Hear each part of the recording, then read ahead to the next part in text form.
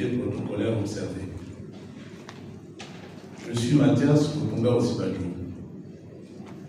Je fus un cacique du PDG.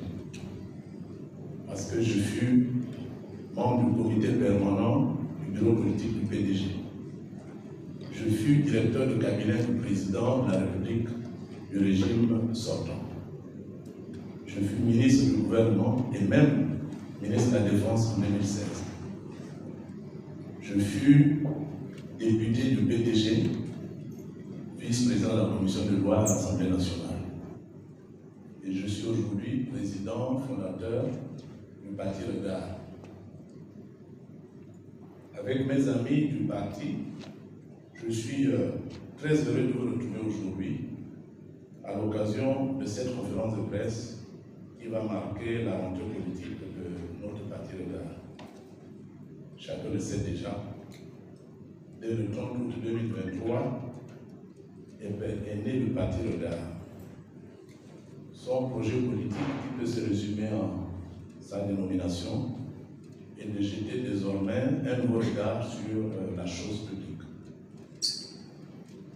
Nous, regardistes, nous nous considérons à juste titre comme étant les dévanciers et le pendant civil du CTRI.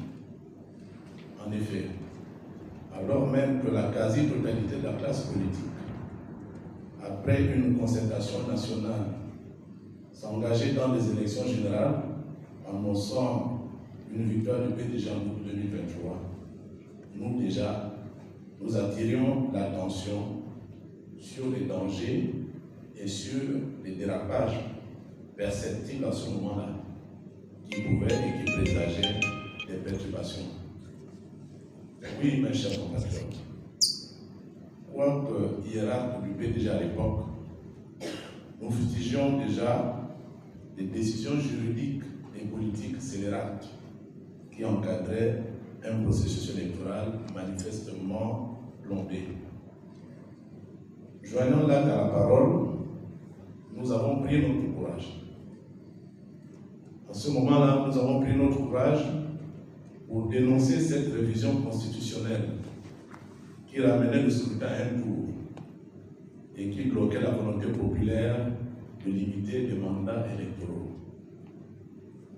Nous avons pris notre courage pour décliner notre désignation au bureau politique du PDG pendant le congrès qui a précédé les élections. Nous avons pris notre courage pour décliner de nous porter candidat à notre propre succession au poste de député PDG à Okonja. Nous avons pris notre courage pour refuser de signer ce fameux contrat d'objectifs et de performance par lequel les membres du bureau politique du PDG s'engageaient en ce moment-là à faire élire le président du parti dans leur circonscription électorale respective. Et en conséquence de tout ceci, nous avons pris notre courage pour faire campagne, pour appeler à voter et surtout pour voter nous-mêmes contre les candidats du PDG lors de ce scrutin-là. Nous avons été amenés à agir de la sorte après avoir constaté que toutes nos mises en garde restaient lettres mortes. Nous espérions pourtant qu'elles seraient prises en compte. Nous pensions ici naïvement à éviter à notre pays des lendemains électoraux chaotiques. Hélas, nous n'avons récolté qu'abjection et menaces de mort. Comme quoi c'est toujours un tort d'avoir raison en tout le monde. Mesdames et messieurs, le parti Regard ne soutient donc pas le CTRI par suivisme, ni par politique, ni par calcul politique mesquin, mais plutôt par conviction profonde. Nous sommes avec le CTRI parce que le CTRI est venu nous rejoindre dans notre combat pour la restauration d'un Gabon, pour un Gabonais digne. Un combat pour la restauration de la politique d'égalité de chance entre les citoyens d'un même pays. Une politique qui, dans un passé révolu, nous a permis à nous autres, fils de paysans pauvres, fils de paysans désœuvrés, et fils de paysans analphabètes, c'est cette politique qui nous a permis de devenir ce que nous sommes aujourd'hui. Notre soutien au CDRI s'est renforcé à l'examen des affaires de route librement conçues, par laquelle les militaires se donnaient une courte transition de 2 ans seulement, pendant qu'ailleurs, leurs frères d'armes s'éternisent au pouvoir.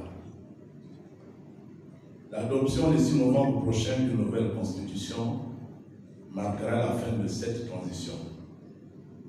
Ainsi, les militaires auront tenu leurs engagements et ce sera le retour à une vie politique civile normale, ce qui est le rêve de tout démocrate.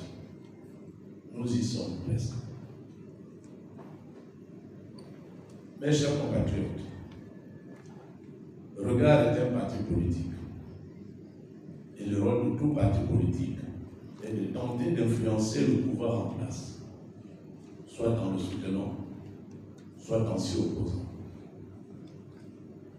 Nous, à Regard, nous nous revendiquons du centre. Notre centrisme défend le principe du compromis. Compromis tel qu'il est issu de notre pratique ancestrale du consensus. Nous militerons donc toujours pour un équilibre à trouver entre des positions extrêmes ou maximalistes. Mes chers compatriotes, dans quelques jours va s'ouvrir la campagne de référendum pour l'adoption de cette constitution qui, nous venons de le dire, marquera la fin de la transition militaire. Il s'agira de voter pour ou de voter contre le projet qui nous sera présenté. C'est vrai que l'heure n'est pas encore à la campagne électorale pour un oui ou pour un non. Mais à l'occasion de notre rentrée politique, le parti Regard, fort de ses 12 000 adhérents, a choisi de vous parler de 2 centres d'intérêt issus des conclusions du récent dialogue national inclusif, à savoir la réorganisation des partis politiques et le projet de constitution en cours. Gabonaises, Gabonais, au sujet de la réorganisation des partis politiques, Regard applaudit l'effort d'assainissement qui est fait, car plusieurs partis actuels ont souvent été reconnus dans des conditions exceptionnelles, sans réelle représentativité. La décision d'exiger un nombre conséquent de militants est donc la bienvenue. Elle va servir à corriger cette distorsion. Cette décision filtre et écarte les partis fictifs ou les partis peu représentatifs. Toutefois, le chiffre de 18 000 adhérents nous paraît favoriser les anciens dits grands partis qui malheureusement sont les responsables de la crise politique dans laquelle le CDRI tente de sortir le pays. Je m'explique.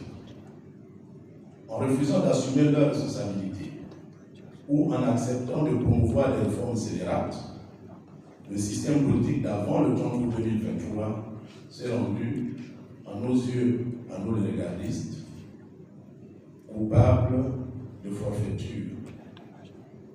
Et la forfaiture est un acte grave qui devrait désormais disqualifier ce système politique à jamais. La nouvelle ambition politique insufflée par le CDRI devrait, de notre point de vue, être portée par un système politique entièrement nouveau.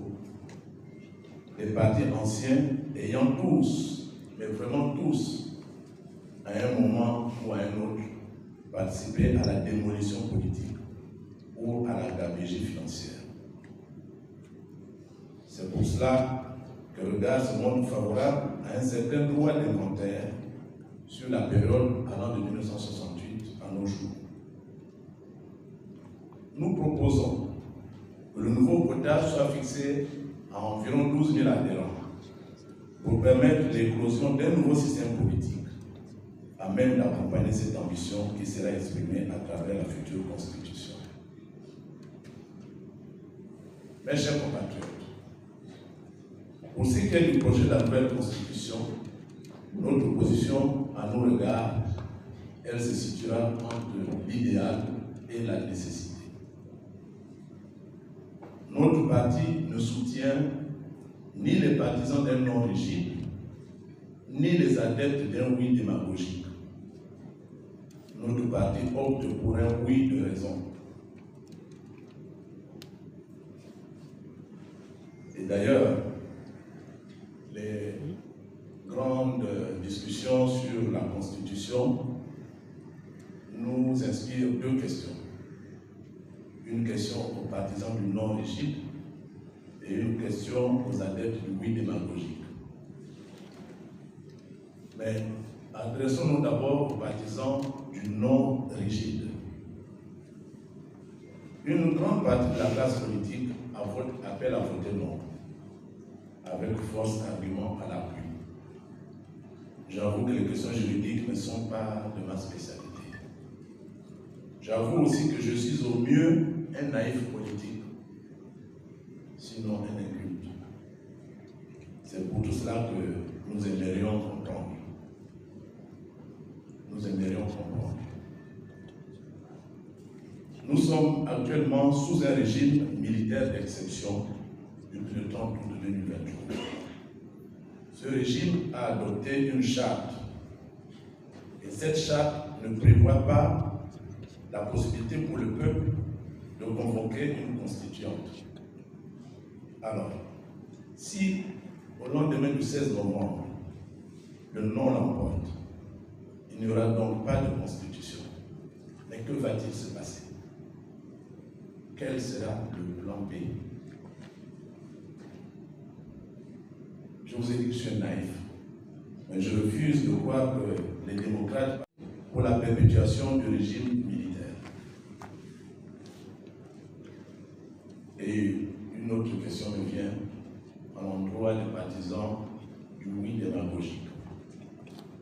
Parce qu'une autre partie de l'opinion dit soutenir le oui, mais en réalité, en espérant que ce soutien déclenchera au sein du peuple profond un rejet du texte.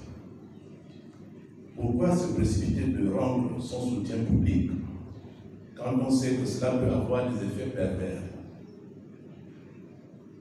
Chacun sait qu'à tort ou à raison, le PDG est considéré par une grande partie du peuple comme étant le coupable de la crise politique actuelle.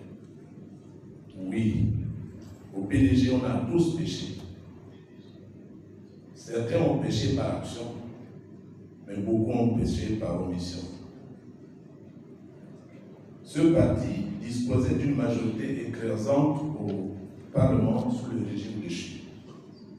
Avec un peu de courage et avec beaucoup d'objectivité, le PDG aurait pu rejeter plusieurs textes, plusieurs mesures qui, en définitive, ont conduit le pays dans la crise politique actuelle. Il a choisi à l'époque une attitude complice, voire coupable. Aujourd'hui, pour faire amende honorable, ce parti dit soutenir le CTRI, son tombeur. Il n'est jamais trop tard pour mieux faire, certes. Toutefois, quand ce soutien est aussi brillant, il finit par tirer le CTRI vers le bas.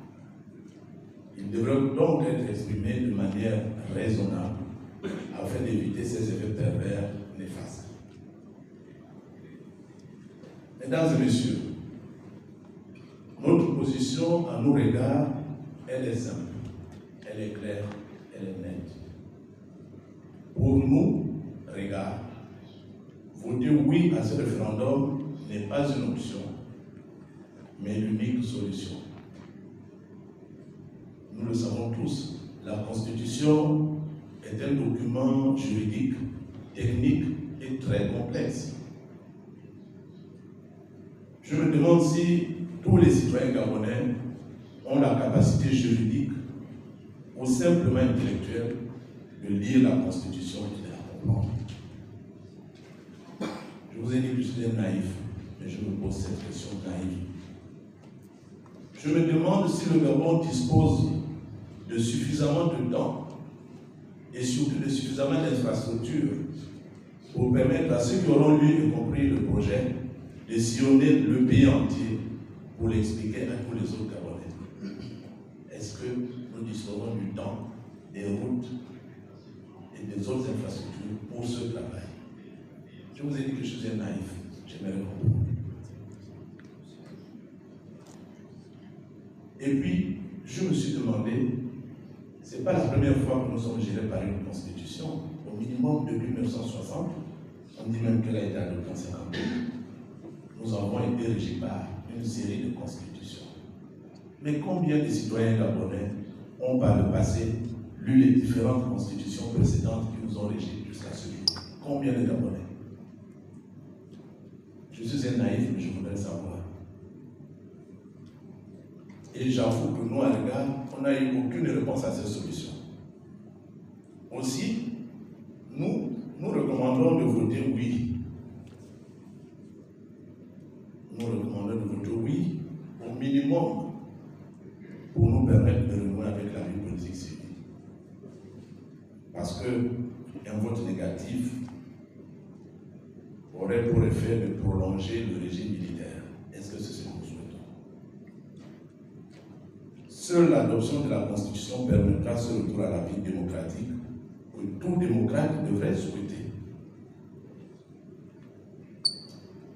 Puisqu'on nous dit que toute Constitution est appelée à s'adapter au contexte socio-politique, il s'agit donc d'un document éminemment évolutif et qui est appelé à subir des révisions au fil de l'évolution des temps. Doit-on alors figer l'évolution du pays pour attendre, je ne sais pas, le baiser du prince charmant qui vient de réveiller Cendrillon? Est-ce que c'est réaliste? Je suis un naïf, je voudrais savoir. Alors, peuple gabonais, je voudrais résumer la situation en des termes clairs. Je vais d'abord attendre que des ministres qui sont venus nous soutenir viennent s'installer au premier rang pour faire la conclusion de mon propos. On va applaudir pour ces jeunes dames qui nous ont